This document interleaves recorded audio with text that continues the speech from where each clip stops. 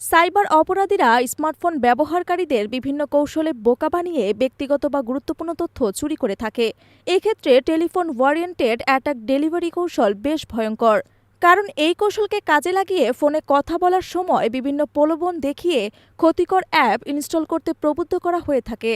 আর তাই telephone warranted attack থেকে ব্যবহারকারীদের নিরাপদ রাখতে ফোনে কথা বলার সময় স্মার্টফোনের গুরুত্বপূর্ণ সেটিং পরিবর্তনের সুযোগ স্বয়ংক্রিয়ভাবে সীমিত করার সুবিধা চালু করেছে গুগল। টেলিফোন ওয়ারেন্টেড অ্যাটাকের মাধ্যমে সাইবার হামলা চালানোর জন্য প্রথমে বিভিন্ন প্রলোভনযুক্ত এসএমএস পাঠিয়ে নির্দিষ্ট নম্বরে ফোন কল করতে বলা হয়।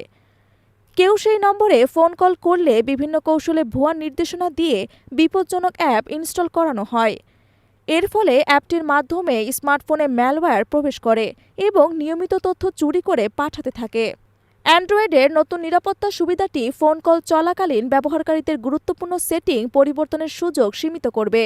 বিশেষভাবে এই সুরক্ষা ব্যবস্থা অজানা উৎস থেকে অ্যাপ ইনস্টল এবং অ্যাক্সেসিবিলিটি অ্যাক্সেস চালুর মতো সংবেদনশীল কার্যক্রম প্রতিরোধ করবে।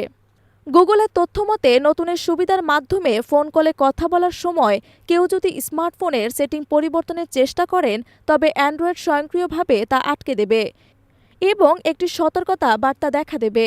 এছাড়া ফোন কল চলাকালীন কোনো অ্যাপকে অ্যাক্সেসিবিলিটি সার্ভিস ব্যবহারের অনুমতিও দেওয়া যাবে না।